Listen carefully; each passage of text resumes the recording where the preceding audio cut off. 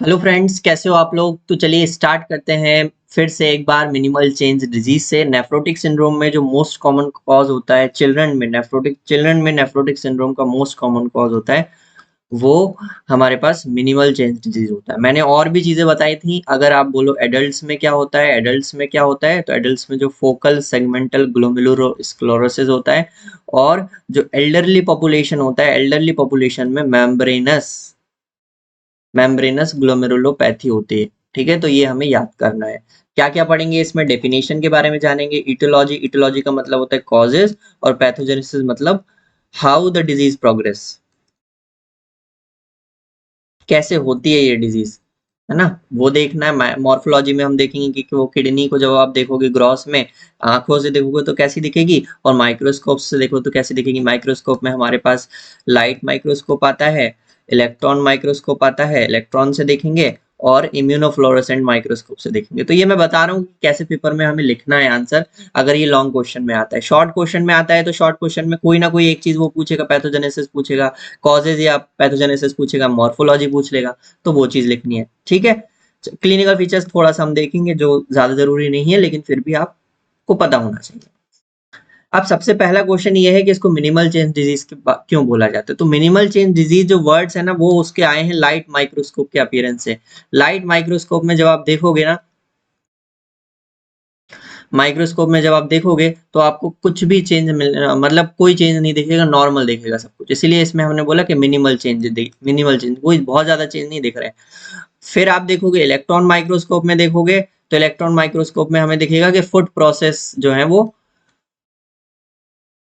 Process का effacement हो गया है। फूड प्रोसेस इफेसमेंट हो गया। इफेसमेंट का मतलब होता है फूड प्रोसेस ऐसी होती है, वो ऐसी हो गई है, फ्लैट हो गई है। तो इफेस मतलब पतला हो जाना या फिर थिन हो जाना। उसके बाद जब आप इम्यूनोफ्लोरोसेंस माइक्रोस्कोप में देखोगे, इम्यूनोफ्लोरोसेंस माइक्रोस्कोप में देखोगे, तो आपको दिखेगा कि यहाँ पे कोई इम्यून कॉम्प्लेक्सेस डिपॉजिट ही नहीं है। तो इसको बोलते हैं नील डिपॉजिट डिजीज। नील डिपॉजिट डिजीज बोलेंगे, यहाँ पे फूड प्रोसेस डिजीज बोलेंगे।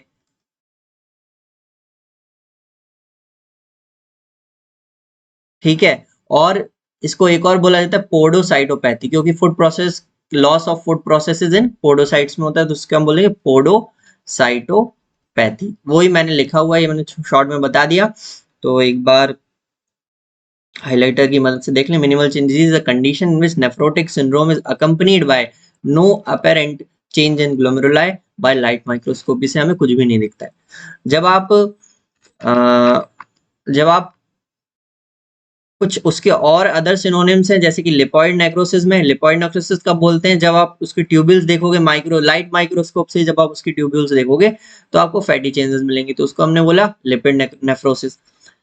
लाइट माइक्रोस्कोप से आप ग्लोमेरुलाई देखोगे तो आपको कोई चीज नहीं मिलेगा, इसीलिए हमने उसको बोला मिनिमल चेंज डिजीज। जब आप इलेक्ट्रॉन माइक्रोस्कोप से देखोगे तो उसमें फ्लैटेंड पोडोसाइट्स हमें दिखेंगे, तो इसको बोल दिया फूड प्रोसेस डिजीज, जो मैंने आपको बताया। फिर जब इम्यूनोफ्लोरेसेंस माइक्रोस्कोप से देखोगे तो इसमें कोई हमें इम्यून कॉम्प्लेक्सेस का डिपॉजिट दिखेगा ही नहीं, कोई डिपॉजिट नहीं दिखता, तो फिर हम बोलेंगे नील डिपॉजिट डिजीज बोलेंगे। ठीक है, तो इतना एक बेसिक सा समझ में आ गया। अब हम देखना है कि नॉर्मल कैपिलरी कैसी होती है। नॉर्मल कैपिलरी जो आप ग्लोमेरुलर कैपिलरी होती है, वो ये कैपिलरी की ल्यूमन होती है। फिर यहाँ पे अब आप देख रहे हो, यहाँ पे जो येलो कलर से आपको दिख रहा है, ये एपिथेलियल लाइनिंग है, एपिथेलियल लेयर है। और उसके बाद आप देख रहे हो तो ये ग्लोमेरुलर बेसमेंट मेम्ब्रेन, जीबीएम जिसे को आप बोलते हो। और उसके बाद आप देख रहे हो तो ये पोडोसाइट्स। ठीक है, लेकिन जब आप मिनिमल चेंज डिजीज में होता क्या है, लॉस ऑफ फूड प्रोसेसेस जो है, वो फूड प्रोसेस का जो इफेसमेंट हो जाता है। पहले ऐसी थी, अलग से प्रोसेस दिख रही थी, ऐसी थी, अभी ऐसी ऐसी गड़बड़ हो जाता है। तो बहुत सारे चेंजेस होते हैं। क्या चेंजेस होते हैं जिसके कारण एल्ब्यूमिन जो है वो सिलेक्टिव प्रोटीन यूरिया होता है, एल्ब्यूमिन पास होता जाता है। सिलेक्ट एक छोटा सा एग्जांपल दे दे रहा मैं, एल्ब्यूमिन जो होता है वो नेगेटिव चार्ज कैरी करता है, और जो हमारे पोडोसाइट्स होते हैं ना, जो जीवीएम होती है, उसमें भी नेगेटिव चार्ज होता है। तो नॉर्मली तो ये रिपेल होंगे और चीज एल्ब्यूमिन नीचे पास नहीं हो पाएगा। लेकिन क्या होता है यहाँ पर, जब आप देखोगे ये जो मेम्ब्रेनल चेन डिजीज में कुछ पॉजिटिव चार्ज यहाँ पे डिपॉजिट हो जाते हैं, यानी कि पॉजिटिव चार्ज बढ़ गया और इसका जो नेट नेगेटिव चार्ज है वो कम हो गया, और जिसके कारण से ये जो है यहाँ पे अट्रैक्ट होकर के नीचे आने लगता है। है ना। और चीजें डिटेल में ही बहुत छोटा सा मैकेनिज्म था, और आगे हम आगे बढ़ेंगे, ठीक है। डेफिनेशन की बात करें तो this relative benign disorder is characterized by diffuse effacement of food processes of visceral epithelial cells, podocytes, detectable only by electron microscopy. ये सिर्फ इलेक्ट्रॉन माइक्रोस्कोपी से दिखता है in glomeruli that appear normal by light microscope. ठीक है, जो light microscopy से देखोगे तो वो नॉर्मल है। ईटियोलॉजी मतलब कॉजेज देखना है, इडियोपैथी मतलब पता ही नहीं है इसके बारे में, मेजोरिटी ऑफ केसेस का हमें पता नहीं रहता क्या रीजन है। लेकिन cases associated with systemic disease हो सकता है कि कुछ सारे केसेस ऐसे हों जो सिस्टेमिक डिजीज से एसोसिएटेड हो, जो हमने नेफ्रोटिक सिंड्रोम में भी पढ़ा था कि सिस्टेमिक, एक तो प्राइमरी ग्लोमेरुलर डिजीजेज हैं और दूसरे सिस्टेमिक डिजीजेज हैं जिनसे कि नेफ्रोटिक सिंड्रोम हो सकता है। उसमें एक चीज आई थी डायबिटीज है, सिस्टेमिक डिजीज में डायबिटीज था, अम्लोइडोसिस थे, है ना, इस तरह की सिस्टेमिक ल्यूपस एरिथेमेटोसिस था, तो वो चीज हमें ध्यान रखना। अब यहाँ पे हॉजकिंस डिजीज है, एचआईवी है, इन्फेक्शन इनके कारण हो सकता है। ड्रग थेरेपी से एनसेड्स और रिफाम्पिसिन, इंटरफेरॉन अल्फा, इनसे भी नेफ्रोटिक सिंड्रोम, मिनिमल चेंजेस बच्चों में हो सकता है, ठीक है। पैथोजेनेसिस की बात करें तो ये होता क्या है, तो पैथोजेनेसिस में हम बात करेंगे, एक तो होता है उसका इम्यूनोलॉजिकल बेसिस क्या है, और दूसरा हम बात करेंगे कि जेनेटिक बेसिस भी एक चीज है, तो वो भी हमें मिला हुआ है। तो ये दो चीज पे ऐसे कौन से पॉइंट्स है जो इम्यूनोलॉजिक बेसिस की पैथोजेनेसिस को सपोर्ट करते हैं, और ऐसे कौन से पॉइंट्स है जो जेनेटिक बेसिस की पैथोजेनेसिस को सपोर्ट करते हैं, वो हमें पढ़ना है, ठीक है। तो इम्यूनोलॉजिकल बेसिस में क्या है कि भैया उसका जो एसोसिएशन होता है वो कई सारे रेस्पिरेटरी इन्फेक्शन और प्रोफाइलेक्टिक इम्यूनाइजेशन से एसोसिएटेड होती है। मतलब पहले ये डिजीज होंगी, रेस्पिरेटरी इन्फेक्शन हुआ, उसके बाद उसको मिनिमल चेंज नेफ्रोटिक सिंड्रोम का एपिसोड होगा, मिनिमल चेंज डिजीज का प्रोटीनूरिया का एपिसोड होगा, या क्या हमने सिम्टम पढ़ा था, जनरलाइज रेडिमा वगैरह, ये सब बच्चों में प्रेजेंट होती है। प्रोफाइलेक्टिक इम्यूनाइजेशन होता है, उसके बाद वो नेफ्रोटिक सिंड्रोम से आ गया, ठीक है, क्लिनिक में प्रेजेंट किया। उसके बाद रिस्पांस टू कॉर्टिकोस्टेरॉइड थेरेपी बहुत अच्छा रहता है, इम्यूनोसप्रेसिव थेरेपी देते हैं तो उसको बहुत अच्छा रिस्पांस रहता है। इसका मतलब क्या है कि इम्यून सिस्टम को अगर हम सप्रेस कर रहे हैं तो जो डिजीज है वो प्रिवेंट हो रही है, इसका मतलब है उसका कॉज कहीं ना कहीं इम्यूनिटी के अंदर छुपा हुआ है, हमारे इम्यून सिस्टम के अंदर छुपा हुआ है, ठीक है। उसका जो एसोसिएशन होता है, association with other atopic disorders, कई सारे जो एलर्जिक, एटोपिक मतलब होता है एलर्जी, एटोपी जहां पर भी आएगा ना वो बायोलॉजी में आप पढ़ोगे, एलर्जिक डिसऑर्डर से रिलेटेड है वो। तो एलर्जिक डिसऑर्डर से भी है, एलर्जिक डिसऑर्डर भी आपका इम्यून हाइपर सेंसिटिविटी यानी इम्यून सिस्टम से रिलेटेड होता है, तो एक्जिमा वगैरह इन लोग में, इन बच्चों में मिलता है। फिर normal circulating levels of complement, जो ब्लड के अंदर कॉम्प्लीमेंट का, जो कॉम्प्लीमेंट प्रोटीन्स हमने पढ़े थे फिजियोलॉजी में, आप लोगों ने पढ़ा होगा, उसका तो नॉर्मल सर्कुलेटिंग लेवल्स होता है, लेकिन हमें ब्लड के अंदर सर्कुलेटिंग इम्यून कॉम्प्लेक्सेस जरूर मिलते हैं। इन मैनी केसेस, बहुत सारे केसेस में हमें सर्कुलेटिंग इम्यून कॉम्प्लेक्सेस मिलते हैं। और ये भी हमें एविडेंस मिला गया है कि जो increased suppressor T cell activity बढ़ जाती है, जिसमें कि with the elaboration of cytokines जैसे कि इंटरल्यूकिन 8, ट्यूमर नेक्रोसिस फैक्टर, और यही इनका कारण बताया गया है कि जो पोडोसाइट्स का लॉस ऑफ फूड प्रोसेस होता है या फूड प्रोसेस एफेसमेंट होता है, उसके लिए रिस्पॉन्सिबल होते हैं। Food process flattening and Altered charge in GBM, मैंने बोला था कि जीबीएम का चार्ज जो है वो अल्टर हो जाता है। कैसे होता है वो थोड़ा सा मैं बताऊंगा, अगली स्लाइड आने वाली है। जेनेटिक बेसिस के क्यों बोला हमने इसका जेनेटिक बेसिस है, क्योंकि हमें नेफ्रीन जीन, नेफ्रीन नाम का जीन मिला, जो congenital minimal change disease MCD के जो पेशेंट थे उनके अंदर नेफ्रीन जीन का म्यूटेशन हमें मिला, जिसके कारण हमने बोला कि इसका कोई जेनेटिक बेसिस भी होता होगा। अब जो मैं बार बार बात कर रहा हूँ कि सिलेक्टिव प्रोटीनूरिया क्यों, सिलेक्टिव प्रोटीनूरिया का मतलब होता है कि सिर्फ जो है एल्ब्यूमिन जा रहा है, ठीक है, सिर्फ एल्ब्यूमिन जा रहा है, ग्लोबुलिन जो है स्पेयर्ड है या बहुत कम क्वांटिटीज में जा रहा है। ग्लोबुलिन भी जाता है, इम्यूनो जो हमने पढ़ा था कि लॉस ऑफ इम्यूनोग्लोबुलिन्स होते हैं जिसके कारण इम्यूनिटी वीक हो जाती है नेफ्रोटिक सिंड्रोम में, तो वो ग्लोबुलिन के जाने से ही होती है, लेकिन बहुत ज्यादा क्वांटिटी में एल्ब्यूमिन जाएगा, इसीलिए फिर एल्ब्यूमिन जो ग्लोबुलिन का रेशियो है वो रिवर्स हो जाता है। पहले तो एल्ब्यूमिन बॉडी के अंदर बहुत ज्यादा होता है, ग्लोबुलिन कम होता है, पहले ये ज्यादा होता है, अब लेकिन क्या होगा, एल्ब्यूमिन बहुत ज्यादा कम हो गया और ग्लोबुलिन जो है वो बढ़ गया, तो ये रेशियो रिवर्स हो जाता है, ठीक। Reduction of normal negative charge on GBM due to loss of heparin sulfate proteoglycan from the GBM। GBM से जो heparin sulfate नाम का एक प्रोटीओग्लाइकन होता है, बायोकेमिस्ट्री में हमने पढ़ा था, हेपेरिन सल्फेट और केराटिन सल्फेट, ये लोग, ये जो है जीबीएम से कम हो जाते हैं। हो सकता है हेपेरिन सल्फेट के पास नेगेटिव चार्ज हो, जिसके कारण अगर और ये चला जाए, थोड़ा सा कम हो जाए, तो नेगेटिव चार्ज जो है, नेट नेगेटिव चार्ज जो है वो कम हो जाए। इसका मतलब है थोड़ा बहुत पॉजिटिव चार्ज उस पर आ गया जीबीएम पे, जिसके कारण वो अट्रैक्ट करेगा एल्ब्यूमिन के प्रोटीन्स को। मॉलिक्यूल्स को। Change in the shape of epithelial cells producing food process, flattening कैसे हो रही है? Due to reduction of sialoglycoprotein. जो सेल कोट है उसका अगर चेंज हो जाएगा, सेल कोट है वो उसका जो शेप बना के रख रहा था पोडोसाइट्स का, फूड प्रोसेसेस का, अगर वही कम हो गया तो हमारा जो फूड प्रोसेसर की फ्लैटनिंग हो जाएगी। ठीक है, तो ये दो चीजें ध्यान रखना है। मॉर्फोलॉजिक फीचर्स की बात करें तो मॉर्फोलॉजिक फीचर्स में हमने ग्रॉस देखना है कि किडनी का सैंपल एक ऐसे नेफ्रोटिक सिंड्रोम का केस हुआ, उसमें किडनी आप, अब ये चीज आ गई आपकी पैथोलॉजी की लैब में चले जाओ, ग्रॉस में आप किडनी देखोगे तो हमें नॉर्मल दिखेगी, शेप एंड साइज की दिखेगी, नॉर्मल, कोई दिक्कत ही नहीं है उसमें।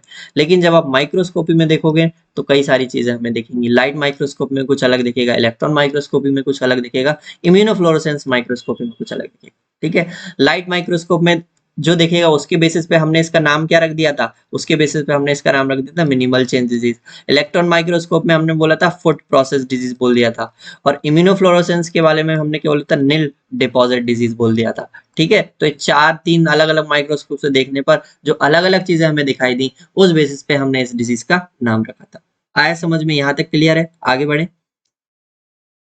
कोई भी डाउट हो आप अपने कमेंट सेक्शन में पूछिए, है ना, वीडियो के।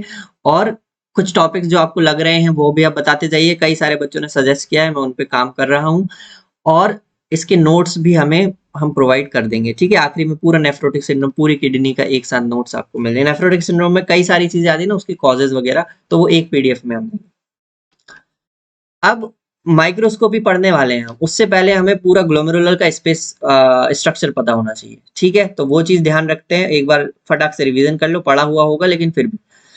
तो यहाँ पे आप देखो अफेरेंट आर्टेरियोल आ रहा है ना, आने वाला यहाँ पे, फिर एक इफेरेंट आर्टेरियोल जा रहा है, मतलब जाने वाला। बोमेंस कैप्सूल है, और अफेरेंट और इफेरेंट के बीच में कैपिलरी का पूरा टफ्ट ऑफ कैपिलरीज बोलते हैं, और उसके ऊपर ये पोडोसाइट लगे हुए हैं। समझ में आ रहा है? टफ्ट ऑफ कैपिलरीज है, उनके ऊपर पोडोसाइट्स ऐसे चिपके हुए हैं। ठीक है, ये आपका पाइप है तो इसके ऊपर ऐसे चिपका हुआ है। फिर वोमेंस कैप्सूल है, वोमेंस कैप्सूल दिख रहा है आपको। ठीक है, ग्लोमेरुलर कैप्सुलर एपिथेलियम दिख रही है, और ग्लोमेरुलर कैपिलरी हमने देख लिया, उसके ऊपर ही फुट प्रोसेस ऑफ पोडोसाइट लगे हुए हैं। ल्यूमन ऑफ वोमेंस कैप्सूल की ल्यूमन है, प्रॉक्सिमल ट्यूब्यूल। ठीक है, इतना समझ में आया। Thick ascending limb of loop of Henle है, थिक है जो कि, और जो epithelium around the glomerular capillaries modified into podocyte. जो ग्लोमेरुलर एपिथेलियम है, ग्लोमेरुलर कैपिलरीज के ऊपर जो एपिथेलियम है वो ही मॉडिफाइड इनटू पोडोसाइट्स में कन्वर्ट हो गई। ठीक है, तो अब देख लेते हैं क्या क्या हमने देखा लाइट माइक्रोस्कोप से। लाइट माइक्रोस्कोप पे देखा तो ग्लोमेरुलाई में देखो तो कोई अपरेंट एबनॉर्मलिटी नहीं है, इसीलिए हमने मिनिमल चेंज डिजीज बोला in the glomeruli. Slight increase in messenger matrix का, थोड़ा सा मैट्रिक्स बढ़ा हुआ मिलता है। लेकिन जब आप ट्यूब्यूल्स देखते हो तो ट्यूब्यूल्स में आपको फाइन लिपिड वैक्यूलेशन मिलता है, यानी कि जिसको आप बोलते हो लिपोइड नेफ्रोसिस बोलते हो, कि लिपिड का डिपोजिशन होता है with hyaline deposit droplets in the cell of proximal convoluted tubules.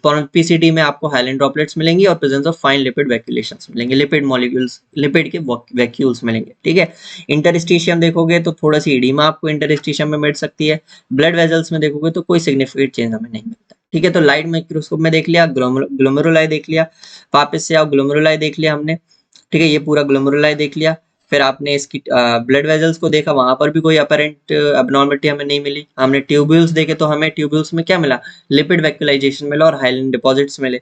ठीक है, और उसके बाद एक और चीज क्या देखी थी, इंटरस्टिशियम देख लिया। यहाँ पे जो इंटरस्टिशियम फ्लूइड था, यहाँ पे जो स्पेस था, सेल्स के बीच में स्पेस था, तो वहां पे थोड़ा सा फ्लूइड हमें ज्यादा मिलता है, बस। इससे ज्यादा कोई चेंज नहीं मिला, तो हमने इसको क्या बोल दिया, मिनिमल चेंज डिजीज बोल दिया।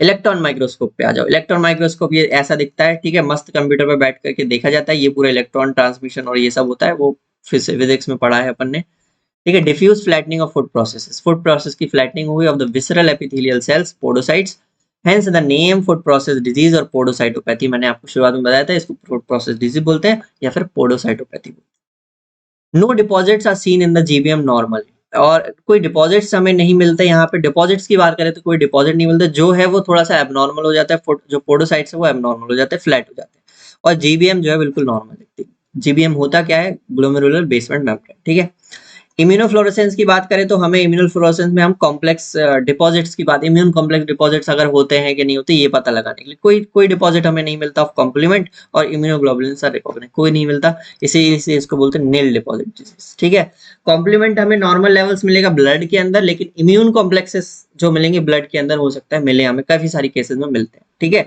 इसीलिए फिर इसका इम्यूनोलॉजी के बेसिस ऑफ पैथोजेनेसिस हमने पाया था, पढ़ा था हमने, 5 पॉइंट्स पे देखे थे। ठीक है, अब यहाँ पे मैंने बताया इलेक्ट्रॉन माइक्रोस्कोपी में कि इसका जो इलेक्ट्रॉन माइक्रोस्कोपी में जब आप देखोगे तो इसमें जो जीबीएम है, ग्लोमेरुलर बेसमेंट मेम्ब्रेन है, ये जो है वो नॉर्मल है, लेकिन जीबीएम होता कहाँ है, कहाँ पर होता है, ये मुझे कुछ समझ में नहीं आया, तो मैं आप लोगों को भी समझा देता हूँ क्या होता है ये। मतलब समझ में नहीं आएगा, अगर मैं एज अ स्टूडेंट पढ़ता इतनी सारी चीजें तो मुझे समझ में ही नहीं आया था कि जीबीएम कहाँ पे होती है। तो चलिए देख लेते। तो यहाँ पे आपको दिख रहा है ये ल्यूमेन है कैपिलरी की, ठीक है। उसके बाद ये एपिथेलियल सेल्स आ गए, आपके एपिथेलियल सेल आ गए, कोई भी कैपिलरी के अंदर एपिथेलियल सेल्स होते हैं। फिर ये एल्ब्यूमिन मॉलिक्यूल्स आपको दिख ही रहे हैं। उसके बाद आता है ग्लोमेरुलर बेसमेंट मेम्ब्रेन। अब ग्लोमेरुलर बेसमेंट मेम्ब्रेन में हमने पढ़ा था कि जो नेगेटिव चार्ज होता है यहाँ पे, ये एल्ब्यूमिन के पास नेगेटिव चार्ज होता है और ये भी नेगेटिवली चार्ज होती है। लेकिन अगर ये नेगेटिव चार्ज कुछ पॉजिटिव चार्ज से बदल जाए, ये नेगेटिव चार्ज होती है। और ये किसके कारण हो रहा है? हेपेरिन सल्फेट के कारण होता है। अगर हेपेरिन सल्फेट थोड़ा सा कम हो जाए तो ये पॉजिटिव चार्ज में कन्वर्ट हो जाएगा। रिडक्शन इन नेगेटिव चार्ज हमने पढ़ा था। तो ये जो मॉलिक्यूल्स हैं ये फट से यहाँ से जाने लगे, दिक्कत ये होती। दूसरा, पोडोसाइट्स इनको रोक रहे थे, तो पोडोसाइट्स भी जो है वो एकदम से ऐसे हो जाए, फैल जाए, उनका इफेसमेंट कम गड़बड़ इफेस्ड हो जाए, मतलब उनकी जो प्रोसेस है, फूड प्रोसेस होती है, वो लॉस हो जाए, तो फिर दिक्कत हो जाएगी। ठीक है, चलिए अब हमें पढ़ना है क्लिनिकल फीचर्स के बारे में। तो क्लिनिकल फीचर्स के लिए अब आप देखो कि फुली डेवलप्ड नेफ्रोटिक सिंड्रोम जो होता है, ये तो massive and highly selective proteinuria होता है। ठीक है, सबसे पहले क्या प्रोटीनूरिया होता है जो कि मैसिव होता है और हाईली सिलेक्टिव होता है। मैसिव होगा और हाईली सिलेक्टिव होगा, ये ध्यान रखना है प्रोटीनूरिया, पहला पॉइंट। मोस्ट कॉमन होता है 16 साल के से कम के जो बच्चे होते हैं उनमें सबसे ज्यादा पेज होता है। पीक एज जो है इंसिडेंस की वो 6 to 8 ईयर्स होता है, ये याद कर लेना। ठीक है, 6 to 8 ईयर्स ऑफ एज। तो ऑनसेट में भी preceded by an upper respiratory tract infection हो सकता है, एटोपिक एलर्जी और इम्यूनाइजेशन। ये जो ऑनसेट होता है मिनिमल चिन डिजीज में, जो नेफ्रोटिक सिंड्रोम होता है, उसके पहले हो सकता है इनको अपर रेस्पिरेटरी इन्फेक्शन हुआ हो, या इन्होंने इम्यूनाइजेशन लगवाया हो, या फिर एटोपिक या एलर्जिक डिजीज हो। ठीक है, characteristically response to steroid therapy हमने पढ़ा है कि रिस्पॉन्ड करती है स्टेरॉइड थेरेपी से, इम्यूनोसप्रेसेंट ड्रग्स से। इसीलिए तो हमने बोला कि उसका इम्यूनोलॉजिकल ओरिजिन होगा, पैथोजेनेसिस होगी। ठीक है, और in spite of remissions and relapses, कई बार ये रिपीट भी होती है। अब आप आगे पढ़ोगे कि इसके एपिसोड्स होते हैं जो कि कई बार बार आते हैं। ठीक है, एक होता है steroid sensitive nephrotic syndrome, minimal change disease. बच्चों में अगर बात करें तो स्टेरॉइड सेंसिटिव नेफ्रोटिक सिंड्रोम और स्टेरॉइड रेजिस्टेंट नेफ्रोटिक सिंड्रोम। ठीक है, तो उसमें हम आगे पढ़ेंगे। Long term prognosis is very good, काफी लंबे टाइम तक ज्यादातर बच्चे जो बड़े होते होते सही हो जाते हैं ना। Most children become free of albuminuria after several years, के बाद कुछ साल बाद वो धीरे धीरे कम हो जाते हैं। ठीक है, एक्स्ट्रा नॉलेज में देखना हो तो अगर आपको लिखना हो, पता करना हो, तो इसमें हम क्या देते हैं, मिथाइल प्रेडनिसोलोन देते हैं। फार्मा में पढ़ा होगा, पढ़ोगे, ओरल स्टेरॉइड होता है। ठीक है, इसकी डोजेज अब वो हम बाद में बताएंगे। पहले आप रेगुलर डोजेज चलती हैं 1 साल तक, 6 महीने तक, फिर 6 हफ्ते तक, फिर 6 हफ्ते के बाद उसका जो है वो अल्टरनेट डोजेज चलती है। ठीक है, वो हम बाद में पढ़ेंगे, अपन पीडियाट्रिक्स जब पढ़ लेंगे तब पढ़ेंगे। चलिए, थैंक यू वेरी मच। ये हो गया लेक्चर, और मिनिमल चेंजेस का आगे की जो कुछ कुछ हैं, जैसे कि मेम्ब्रेनस ग्लोमेरुलोनेफ्राइटिस, वो भी आया हुआ क्वेश्चन है। ठीक है, उसके बारे में भी अपन को पढ़ना है। और रैपिडली प्रोग्रेसिव ग्लोमेरुलोनेफ्राइटिस, उसके बारे में भी पढ़ना है। ठीक है, आगे वाली वीडियोस में हम देखेंगे। और एक कोट पर ध्यान दे सकते हो, and those who were seen dancing were thought to be insane by those who could not hear the music. कई बार क्या होता है कि हम लोग अपनी धुन में चले रहते हैं और जो सिर्फ गाना हमें सुनाई दे रहा होता है, बाकी दुनिया के लिए वो पागल हो जाता है। ठीक है, जो अगर किसी को कोई गाना सुनाई दे रहा है, हेडफोन लगाया है, अपने में मस्त है, और हम नॉर्मली हेडफोन नहीं लगाए हैं, तो हम उसे पागल बोलते ही मजाक उड़ाते हैं। लेकिन अगर उसकी मस्ती की बात की जाए तो वो कितना मस्त रहता है ना अपने काम में। तो ये काम की उससे भी हो सकता है, जरूरी नहीं है म्यूजिक ही हो, काम के लिए भी वो पागल किया जा सकता है। जिसको बाकी दुनिया को हो सकता है वो काम की कदर ना हो, कोई पेंटिंग बना रहा है, कोई पढ़ाई कर रहा है। कई बार कुछ लोग लाइब्रेरी, मेरा एक दोस्त है वो हमेशा पूरे टाइम लाइब्रेरी में बैठा रहता है, घर भी नहीं जाता, पढ़ता रहता है हमेशा। उसको पागल बोलते हैं हम लोग, यार तू पागल है क्या, पूरे टाइम पढ़ता रहता है, कोई प्रोग्राम नहीं, कोई फेस्ट में नहीं। ठीक है, कभी मिलवाएंगे उसको उसके आपसे। चलिए, ठीक है, थैंक यू वेरी मच।